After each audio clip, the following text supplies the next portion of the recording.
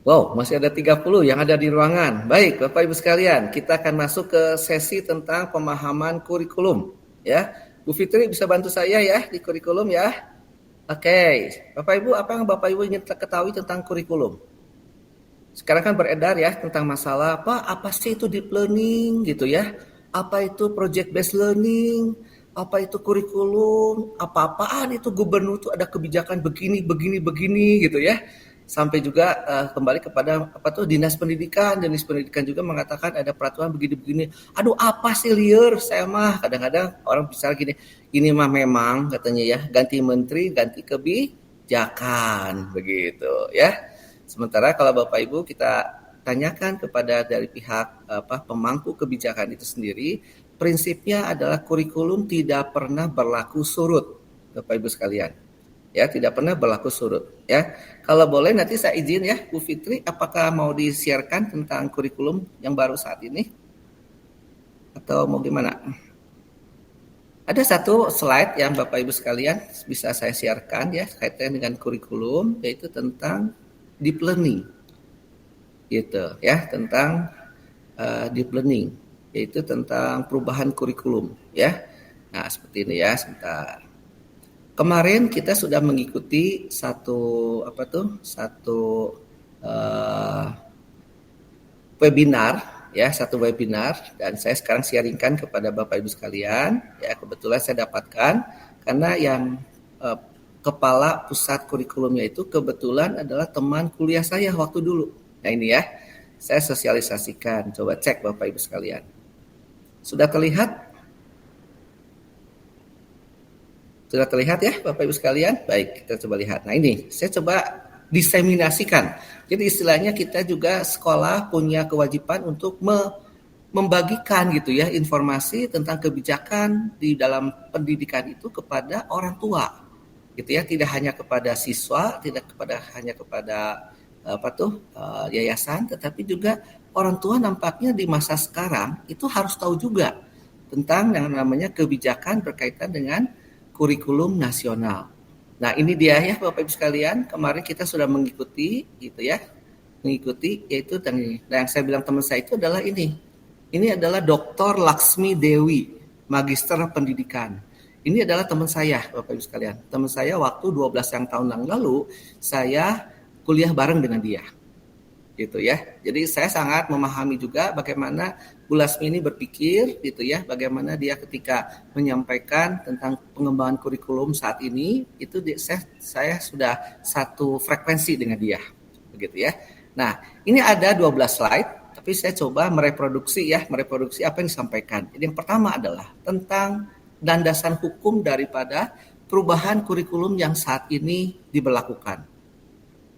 Jadi landasan hukumnya adalah Permendikdasmen nomor 13 tahun 2025, Bapak Ibu. Ya, ini baru terbit loh Bapak Ibu sekalian, ya. Jadi tahun 2025 dan baru terbit kemarin, sekitar bulan Juni kalau nggak salah, gitu ya. Itu baru terbit. Disosialisasikan kemarin. Memang dalam webinar itu ditanyakan, kita udah berjalan tahun akademik, kenapa baru disosialisasikan, gitu ya. Tapi ternyata mungkin ada masalah tentang implementasi dan kebijakan juga gitu ya. Nah, jadi apa yang berubah di dalam Permen 13 tahun 2025 ini? Satu, yang pertama, sebagai upaya untuk membangun manusia yang beriman dan bertakwa kepada Tuhan Yang Maha Esa, berkarakter mulia dan berkarakter Pancasila. Diperlukan adanya penyesuaian kurikulum dan pendekatan pembelajaran. Ya, jadi Bapak Ibu, yang dimasukkan dengan pendekatan pembelajaran artinya nanti akan kita mengenal satu deep learning. Itu namanya adalah pendekatan pembelajaran. Jadi saya sampaikan lagi, deep learning itu bukan sebuah kurikulum, bukan, tetapi sebuah teaching approach, learning approach atau pendekatan pembelajaran, ya, yang mampu beradaptasi dengan kemajuan ilmu pengetahuan. Maka dengan perubahan seperti ini saya bilang Jasa Harapan Kasih udah selaras. Kenapa? Karena saya mengharapkan profil lulusan daripada sekolah saya itu adalah profil lulusan yang mutakhir. Mutakhir itu artinya adalah masa depan. Dia tahu tentang masa depannya seperti apa. Ya, jadi makanya cukup aneh kalau misalkan tiba-tiba ada pelarangan untuk penggunaan gadget ya, kemudian ada pelarangan untuk bagaimana dia mengetahui tentang media sosial, teknologi, internet, artificial intelligence dan sebagainya gitu ya. Bagi saya itu cukup aneh gitu ya, sampai ada pelarangan seperti itu. Karena teknologi di depan, anak-anak masa depan kita yang namanya Gen Z ini, itu akan syarat dengan kehidupan yang ada di teknologi. Apapun mereka harus fasih untuk istilahnya apa tuh, generasi scroll. Ya, generasi scroll. Scroll apa? Artinya hanya men-scroll apa yang ada di dalam gadget dia. Bukan mengetik lagi loh, Bapak Ibu sekalian. Anak-anak kita masa di depan adalah scroll generation. Ya, scroll generation itu apa? Generasi yang tukang nge-scroll gitu ya, tukang apa tuh kalau kita makan nge-scroll kan, kalau baca WA suka di-scroll. Nah, itu namanya, bukan mengetik lagi. Begitu ya. Kemudian yang kedua, beberapa kebijakan penyesuaian diantaranya adalah adanya pendekatan pembelajaran yang mendalam. Nah, pembelajaran mendalam itu adalah deep learning pada kurikulum. Ya, dan kemudian ada penambahan mata kuliah coding dan kecerdasan artifisial dalam intrakurikuler. Ya, kemudian penyesuaian bentuk kompetensi dan muatan pembelajaran kokurikuler. Dulu istilah kokurikuler itu adalah P5, ya, yang profil penguatan Pancasila. Nah, sekarang itu ditiadakan, dikembalikan kepada istilah dan glosarium atau pemahaman yang sebenarnya, yaitu adalah kokurikuler. Di mana kokurikuler harusnya adalah mensupport intrakurikuler. Jadi mensupport apa yang seharusnya bisa diberikan kepada siswa, dan itu lebih kepada ranah action, sesuatu yang bisa mereka lakukan. Makanya muncullah yang namanya adalah project based learning. Gitu ya. Nah, yang ketiga adalah pada saat peraturan menteri ini dimulai berlaku, memang satuan pendidikan tetap menerapkan kurikulum merdeka. Jadi senada dengan yang saat ini saya sampaikan kepada Bapak Ibu sekalian, bahwa kita SMA Harapan Kasih saat ini sepenuhnya sudah melaksanakan kurikulum merdeka. Ya, tidak lagi kurikulum 2013, karena itu sudah mungkin masanya sudah lewat. Kita masuk ke project based learning sekarang. Begitu ya. Nah, Bapak Ibu sampai di sini dulu, apakah ada yang mau tanya enggak?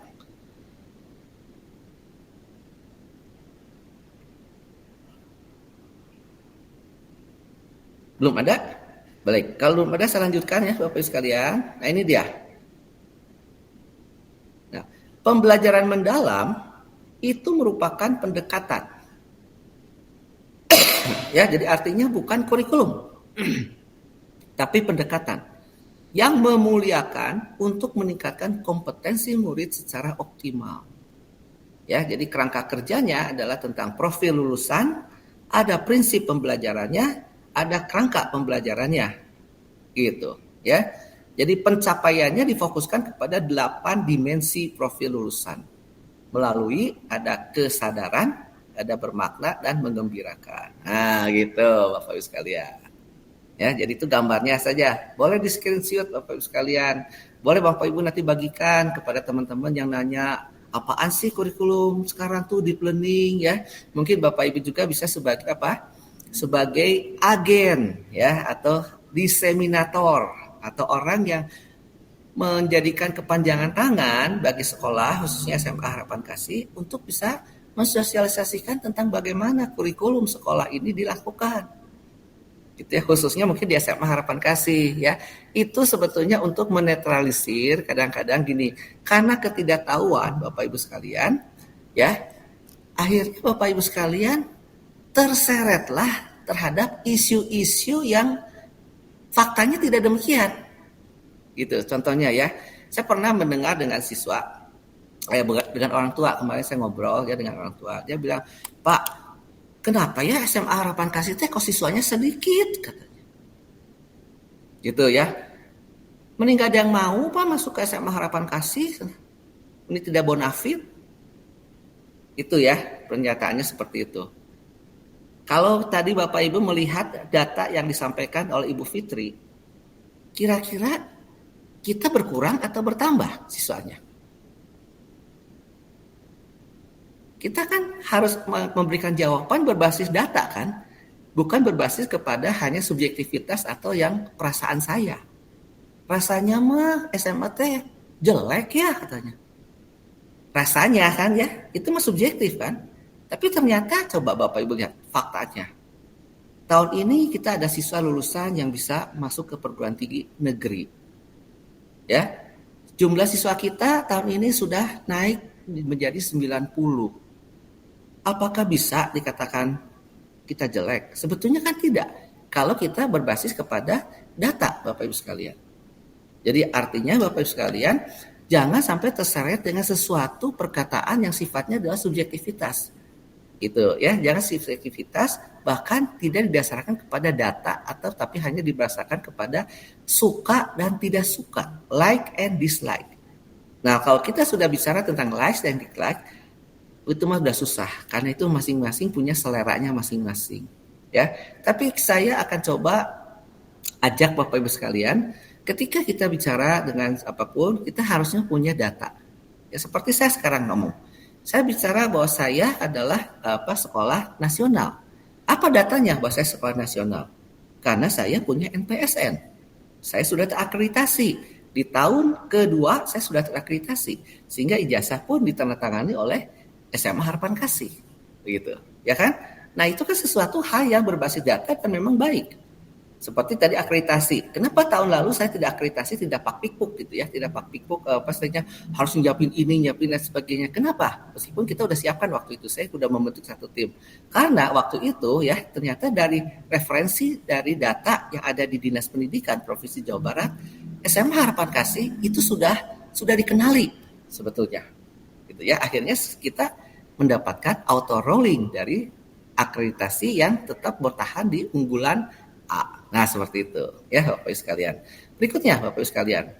Nah, assessment ini ada semacam pembelajaran mendalam, jadi tetap menerapkan pada bentuk formatif dan sumatif. Jadi harus tetap ada yang namanya kayak UAS dan UTS tetap ada ya. Meskipun di kita Bapak Ibu sekalian kita sudah memberikan kemungkinan kepada guru-guru untuk melakukan assessment secara merdeka. Jadi merdeka itu artinya apa? Berdasarkan kepada portofolio siswa. Jadi portofolio siswa itu apa? Apa yang dia kerjakan, coba dia tunjukkan kepada guru. Pak, saya udah bisa begini. Gitu ya. Pak, saya udah bisa begini. Itu tunjukkan, gitu ya. Tanpa mengatakan bahwa kenapa guru tuh memberikan PR kepada saya terlalu banyak. Bukan masalah itu. Tetapi apa yang bisa Anda tunjukkan? Coba tunjukkan kepada guru. Oleh sebab itu, maka itu kita bisa berlakukan. Ya, jadi menjawab pertanyaan yang tadi, apakah kayak misalnya ada apa tuh yang punya potensi sebagai atlet dan sebagainya, kita memang sudah mengakomodasikan hal itu. Ya, dan itu memang harus kerjasama antara si siswanya sendiri dengan orang tua dengan pihak sekolah, gitu ya. Nah, kemudian ada assessment formatif. Nah, assessment formatif itu apa Bapak Ibu? Yaitu adalah ulangan harian. Gitu ya. Jadi di kita itu memang ulangan harian menjadi menjadi nilai yang bobotnya tinggi. 60%. Jadi nilai rapot itu Bapak Ibu sekalian, kalau misalkan Bapak melihat nanti rapot anak-anak Bapak Ibu sekalian, nilai segitu itu adalah yang benar-benar berisi dan berbobot. Kenapa? Karena diambilnya dari rata-rata nilai ulangan harian yang bobotnya adalah 60%. Ya, jadi Bapak Ibu sekalian nanti bisa cek juga kepada hasil rapot dari siswa anak-anak didapat. Kalau misalkan ternyata di bawah KKM, seperti tadi misalkan disampaikan ada KKM, itu berarti itu memang anak itu kurang effortnya. Jadi artinya kurang usahanya untuk mencapai KKM itu. Ya, karena nilai itu sangat nilai yang berisi. Karena bobotnya adalah 60% yang didapat dari ulangan harian. Ya, kalau hanya PTS saja maka mungkin Bapak Ibu juga tahu kan, kalau pada saat itu dia berhalangan hadir atau misalkan sakit gitu ya. Itu mungkin kan jadi merugikan anak begitu ya. Tapi kalau ulangan harian itu tidak akan sampai merugikan anak dan itu akan mencitrakan tentang potensi akademik daripada anak itu sendiri. Sehingga kita berikan kebijakan dari sekolah itu bobotnya adalah 60%. Begitu ya. Kemudian berikutnya sampai sini kalau Bapak Ibu ada yang mau tanya, silakan boleh angkat tangan ya Bapak Ibu sekalian ya. Kita diskusi aja ini Mbak ya, diskusi yang dibilang ringan juga enggak ya, tapi kalau misalkan lihat materinya mah aduh, mungkin ada di antara Bapak Ibu sekalian berat, ya mah berat. Mungkin gitu ya, karena ini materinya tak benar-benar tentang kurikulum ini gitu. Ya, sangat mendalam ini betul gitu ya. Oke. Jadi boleh ya Bapak Ibu, apabila ada yang mau tanya silakan bertanya ya. Lanjut ya Bapak Ibu. Lanjut yaitu tentang apa itu konsep pembelajaran mendalam. Nah, kita fokuskan kepada lingkaran yang ada di dalam aja ya. Jadi lingkaran itu adalah metodenya atau approach-nya. Nah, tentu approach-nya itu tuh harus dilengkapi dengan komponen-komponen yang ada di lingkaran warna putih Bapak Ibu. Satu, dan inilah adalah 8 dari profil lulusan dari Dinas Pendidikan atau Kementerian Pendidikan Republik Indonesia. Ya, dia punya keimanan, yaitu bertakwa terhadap Tuhan Yang Maha Esa. Kemudian dia punya prinsip tentang menjadi warga negara Indonesia yang baik. Ya, kemudian dia punya daya nalar dan kreativitas. Ya, kemudian punya kemandirian. Nah, ini cocok sekali Bapak Ibu kalau di SMA. Ya, anak kita 2,5 tahun akan masuk di masyarakat atau di pendidikan yang lebih tinggi. Kita harus dorong untuk kemandirian mereka.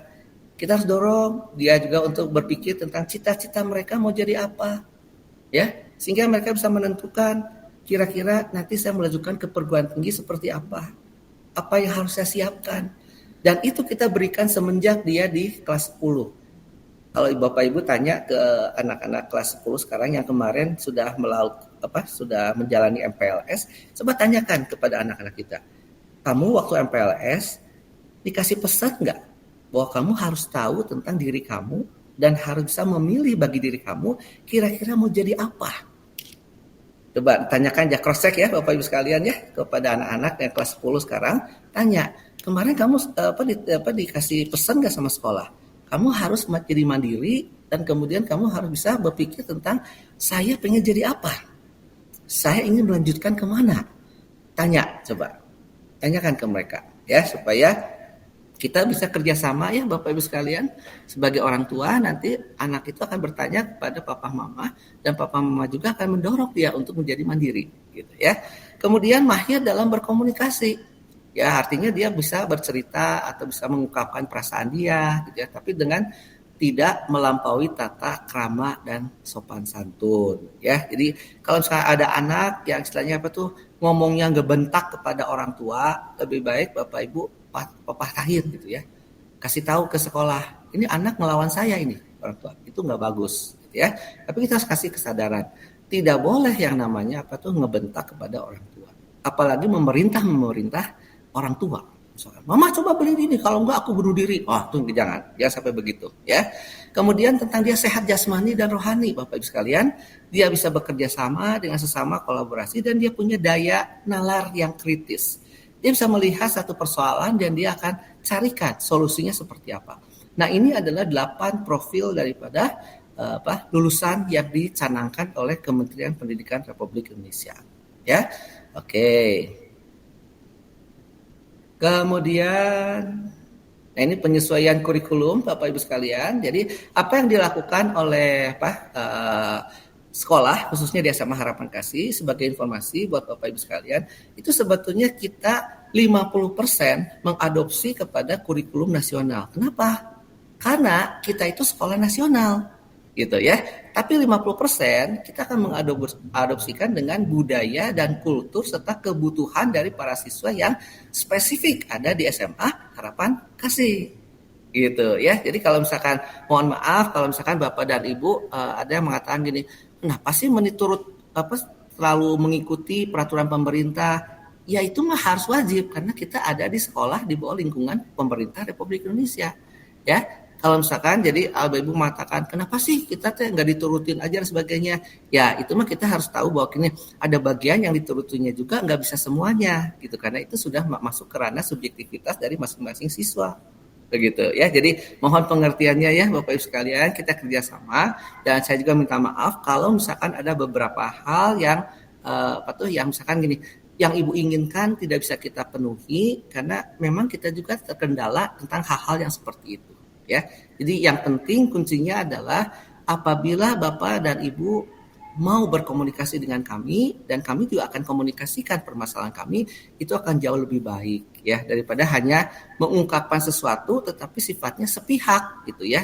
Apalagi gitu ditambah dengan katanya. Kata siapa? Nggak tahu, pokoknya ada rumors. Nah gitu kan ya. Nah itu kan sesuatu yang tidak bisa dipertanggungjawabkan bukannya menyelesaikan masalah, malah menimbulkan masalah yang lebih rumit. Dan kita adalah bagian daripada sistem itu gitu kan. Jadi bikin aneh-aneh kan, bikin masalah gitu ya. Makanya saya memberikan rekomendasi kalau misalnya ada masalah dan sebagainya, saya mohon sekali gitu ya kepada Bapak Ibu sekalian, coba bicarakan dengan kami. Saya undang, saya selalu terbuka ruangan saya untuk Bapak Ibu boleh datang ke tempat saya untuk kita bicarakan permasalahannya ada sebetulnya apa di masalahnya. Begitu ya Bapak Ibu sekalian ya. Kita kerjasama ya Bapak Ibu ya, ciayo. Nah, yang terakhir Bapak Ibu, tidak ada perubahan total. Jadi tentang jam pelajaran dan sebagainya, sebetulnya tidak ada perubahan dengan yang sekarang kita jalani. Kita hanya memodifikasi saja Bapak Ibu sekalian. Tapi kalau mengurangi boleh nggak Pak? Misalkan kalau ada pertanyaan, Pak, kayaknya anak-anak saya sih nggak butuh Pak yang namanya apa tuh, ambil contoh aja, bahasa Sunda misalnya tuh ya. Nggak bisa Bapak Ibu sekalian. Kenapa? Karena kita ada di Tatar Jawa Barat gitu ya. Akhirnya ya mungkin dengan kebijakan tertentu kita juga melihat pertimbangan daripada jam pelajaran satu harinya berapa jam cukup padat begitu ya. Akhirnya ya mungkin yang tahun ini kita berjalan, contohnya untuk bahasa Sunda hanya kita berikan di kelas 10. Gitu, tidak di kelas 11 dan kelas 12 karena kelas 11 dan kelas 12 sudah dipakai untuk ada pertanyaan, Pak harusnya mah bahasa Mandarinnya kan lebih banyak. Betul. Nah, makanya kita tambahkan jam itu untuk ke pelajaran bahasa Mandarin yang sekarang sudah mencapai 5 jam. Sementara di sekolah yang lain mungkin 2 jam. Atau ada di sekolah yang negeri mungkin tidak ada Mandarin. Nah itu kan, jadi kita ada penyesuaian-penyesuaian yang mungkin Bapak Ibu sekalian juga bisa akan mengetahui, oh ternyata itu loh yang sudah dilakukan oleh sekolah khususnya SMA Harapan Kasih. Jadi saling memahami, saling membantu tentang setiap permasalahan yang terjadi di antara dua belah pihak, begitu ya. Jadi ada pihak orang tua, ada pihak siswa, dan pihak dari manajemen sekolah kami sendiri. Jadi kalau kita saling memahami, kita saling mengerti permasalahannya, nampaknya begitu ya, nampaknya akan jauh kesalahpahaman itu bisa kita eliminasi, ya. Tentang rumor dan sebagainya itu jauh bisa kita eliminasi ya. Oke. Nah, mungkin itu saja Bapak Ibu sekalian yang bisa saya sampaikan. Sementara itu dulu ya. Kalau ada yang mau ditanyakan, boleh silakan.